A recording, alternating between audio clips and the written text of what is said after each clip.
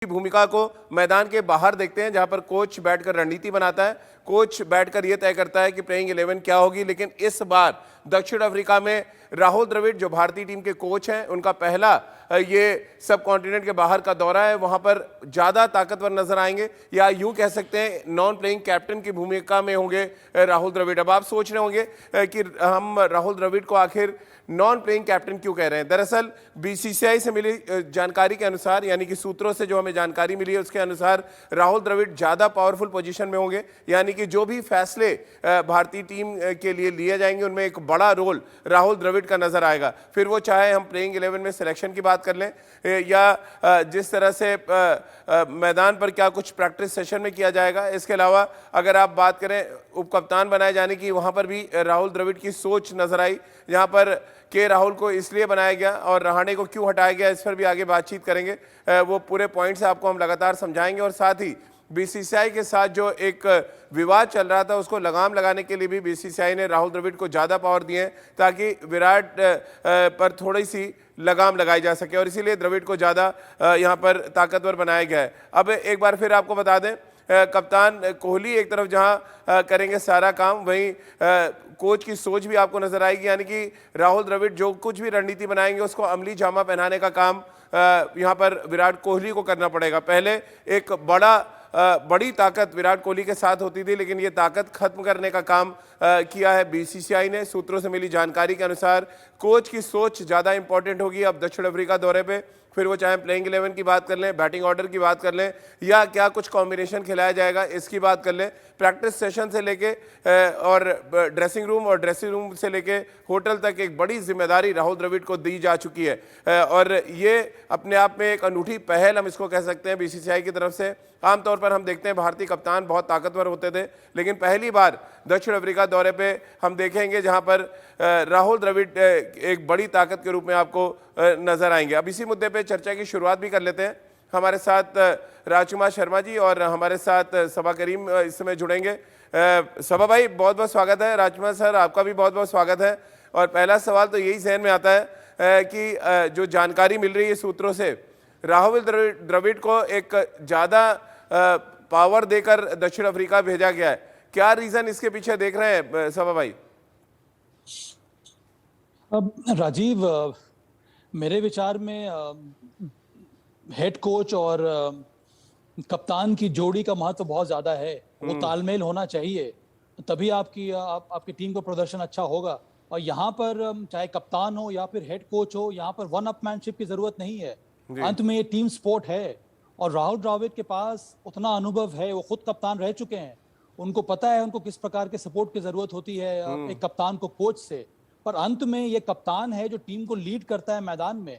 ये विराट कोहली को भी मालूम है, राहुल द्रविड़ को भी मालूम है। और राहुल द्रविड़ एक ऐसे इंसान है, उनको पता है कि टीम को कैसे मैनेज करना है।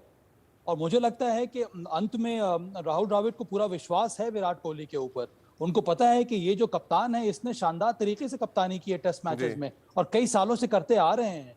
तो यहाँ पर प्रयास राहुल द्रविड़ का यही होगा कि अंत में कप्तानी जो है नहीं सबा भाई, के साथ मैदान जो खबरें आ रही हैं, जो कुछ भी इंग्लैंड में हुआ, जो जिस तरह से मनमानी हुई प्लेइंग 11 खिलाने में, या जिस तरह से वहां पर मिस हैंडल किया गया तमाम बड़े खिलाड़ियों को, उसको देखकर यह फैसला लिया गया कि एक बड़ा से राहुल द्रविड़ का होगा। क्योंकि आपको याद होगा अश्विन को लगातार जब ड्रॉप किया गया तो बहुत ज्यादा सवाल उठे थे टीम मैनेजमेंट के ऊपर। वो अलग बात है राजीव, पर अंत में जो निर्णय हुआ था 11 खिलाने का, आर को नहीं खिलाने का, वो केवल विराट कोहली का निर्णय नहीं था, वो टीम मैनेजमेंट का निर्णय था। और उन्होंने जो निर्णय लिया वो सिचुएशन के हिसाब से, कंडीशंस के हिसाब से लिया। हो सकता है कि आने वाले समय में कुछ अलग प्रकार के निर्णय देखने को मिले। जो डिसीजन होता है टीम 11 खिलाने का, वो हेड कोच, कोचिंग स्टाफ, मुझे लगता है अंत में हेड कोच और कप्तान ही लेता है, और वही सही निर्णय होता है टीम के लिए। चलिए, राजकुमार सर भी हमारे साथ जुड़ गए हैं, दिल्ली टीम के हेड कोच हैं, साथ ही विराट के भी वो कोच हैं। राजकुमार सर, बीइंग अ कोच, कप्तान के साथ एक तो रिलेशन बहुत इम्पोर्टेंट हो जाता है। कैसे आप देख रहे हैं राहुल द्रविड़ और विराट की इस जुगलबंदी को, और जो खबरें आ रही हैं कि राहुल द्रविड़ के पास ज़्यादा पावर होगी, ज़्यादा से होगी, इस पर क्या कुछ कहना है आपका?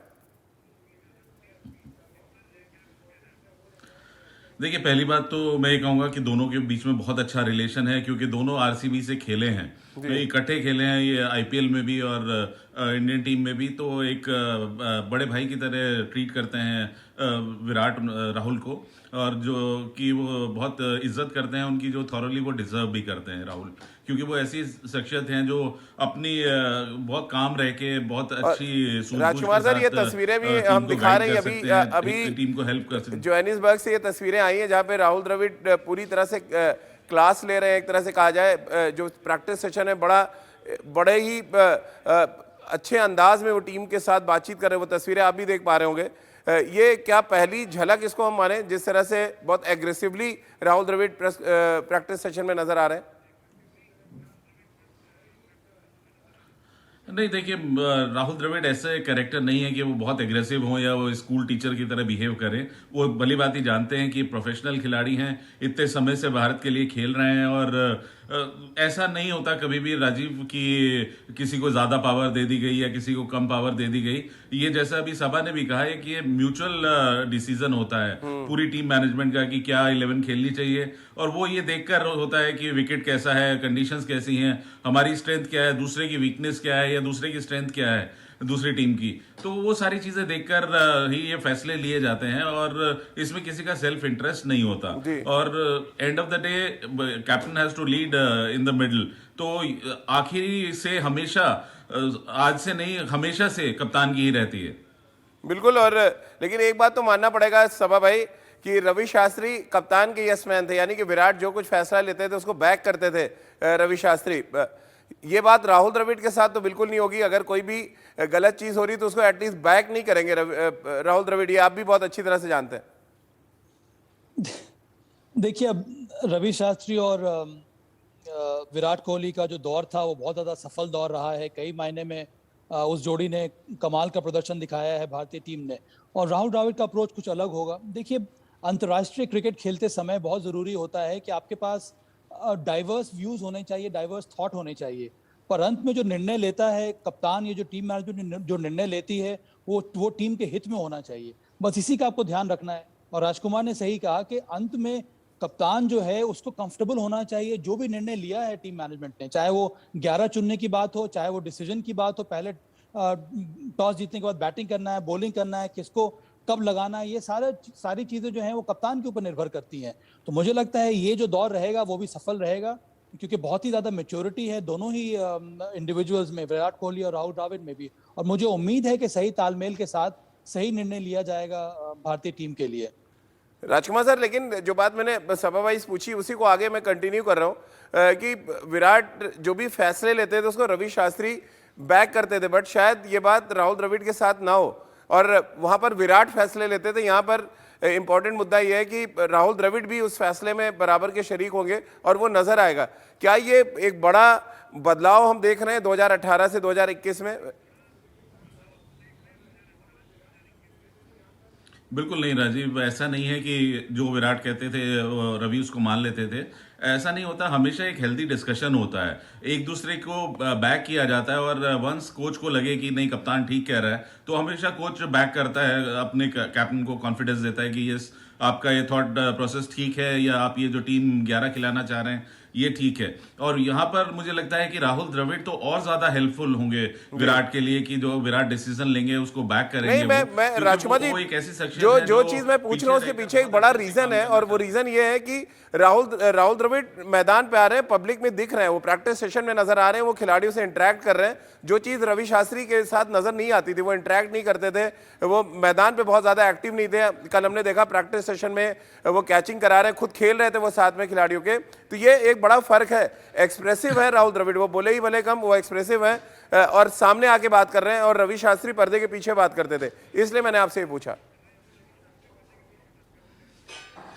नहीं, मुझे नहीं लगता कि रवि भी पर्दे के पीछे रहते थे। राजीव बहुत एक्टिव थे वो टीम की स्ट्रेटेजी बनाने में और प्रैक्टिस सेशंस को अमली जामा देने में, कि किस तरह की प्रैक्टिस होनी चाहिए, क्या प्रैक्टिस होनी चाहिए, या क्या वो 11 खेलेगी, क्या स्ट्रेटेजी हमारी होनी चाहिए। तो ऐसा बिल्कुल भी नहीं था। मैं कह रहा हूं कि बल्कि राहुल से ज्यादा वो इस चीज में वो थे, एग्रेसिव थे इस चीज में। लेकिन राहुल क्योंकि बहुत एक शांत प्रवृत्ति के इंसान हैं, बहुत अच्छी उन्हें नॉलेज है गेम की और वो बहुत अच्छी स्ट्रेटेजी बनाते हैं, तो मुझे लगता है कि वो बहुत ज्यादा हेल्प कर सकते हैं विराट को। लेकिन सवा भाई ये बात तो मानेंगे आप कि जिस तरह से वो मैदान पे आ रहे हैं, जिस तरह से प्रैक्टिस सेशन में हिस्सा ले रहे हैं, जिस तरह से वो पेप टॉक भी कर रहे हैं खिलाड़ियों के साथ, वो ज़्यादा एग्रेसिव कोच के तौर पे नजर आ रहे हैं बनस्पत रवि शास्त्री के। और पहली झलक भी उन्होंने दिखा दी जब अजिंक्य रहाणे को वाइस कैप्टन नहीं बनाया गया, उनके कहने पे कि राहुल को यहाँ पे बनाया गया फ्यूचर देखते हुए। देखिए, ये अलग अलग शख्सियत है दोनों की, रवि शास्त्री और विराट कोहली की, और ये अच्छी बात है कि अलग शख्सियत होनी चाहिए। तो उसी हिसाब से अगर हम देखेंगे तो कोचिंग मेथोडोलॉजी जो है राहुल द्रविड़ की वो अलग किस्म की है। राहुल द्रविड़ ज्यादा हैंड्स ऑन कोच, जहां तक अभी लग रहा है मुझे, है ज्यादा वो एक्टिव कोच है। रवि शास्त्री का कोचिंग का अंदाज कुछ अलग प्रकार का था। दोनों अलग किस्म से मोटिवेट करते हैं खिलाड़ियों को, अलग किस्म से उनका कोचिंग का स्टाइल है, और ये होना भी चाहिए। इसी वजह से हम लोग उम्मीद कर सकते हैं कि कुछ अलग प्रकार का देखने को मिलेगा भारतीय टीम का प्रदर्शन या फिर भारतीय टीम का अप्रोच। और इसी वजह से तो फिर ये चेंजेस नजर आते हैं टीम में भी, टीम कॉम्बिनेशन में भी, अप्रोच में भी। और ये तो मुझे लगता है बड़ा ही नेचुरल प्रोसेस है राजीव। और मुझे लगता है कि चूंकि राहुल द्रविड़ और विराट कोहली एक दूसरे के साथ खेल चुके हैं, तब मुझे लग रहा है कि ये कॉम्बिनेशन और ज्यादा सफल होना चाहिए, क्योंकि बहुत जरूरी है कि आप एक दूसरे को मैदान पे भी जाने और अब मैदान के बाहर भी जाने। बिल्कुल सवा भाई, चलते चलते चेतेश्वर पुजारा ने पहली प्रेस कॉन्फ्रेंस की है प्रैक्टिस सेशन के बाद, और उन्होंने सीधे ललकार दिया दक्षिण अफ्रीका को कि हमने जो हाल ऑस्ट्रेलिया का किया, जो हाल इंग्लैंड का किया उनकी सरजमी पे, कुछ वैसे ही क्रिकेट हम दक्षिण अफ्रीका में खेलेंगे। और तेज गेंदबाजों पे पूरा भरोसा जताया उन्होंने। हाँ, और अच्छी बात है कि पुजारा ने इस तरह की बातें कही हैं। उनको विश्वास है कि हमारी जो पेस बॉलिंग अटैक है उसका प्रदर्शन दक्षिण अफ्रीका में अच्छा होगा। इसका मतलब ये भी है कि जो भारतीय बल्लेबाजों को भी शानदार तरीके से बैटिंग करनी होगी, क्योंकि दक्षिण अफ्रीका के पास भी एक स्ट्रॉन्ग पेस बॉलिंग यूनिट है। राजीव, चलिए, बहुत बहुत शुक्रिया सबा भाई आपका, और राजकुमार सर आपका भी बहुत बहुत शुक्रिया हमारे साथ जुड़ने के लिए। तो भले ही ताकत ज़्यादा राहुल द्रविड़ के पास हो, लेकिन उम्मीद यही है कि ये ताकत यानी कि जो रणनीति मैदान पे बनेगी उसको अमली जामा पहनाने का काम विराट कोहली को करना है। और विराट 2018 के एक्सपीरियंस को यहाँ पर ले आएंगे, और उनका ये एक्सपीरियंस अगर 2021 में काम आता है और भारतीय बल्लेबाज चलते हैं, तो एक बात तो तय मानिए कि ये भारतीय टीम इस बार इंग्लैंड और ऑस्ट्रेलिया की तरह दक्षिण अफ्रीका में भी इतिहास रचेगी। तो चलिए, हमारे इस खास पेशकश में फिलहाल इतना ही।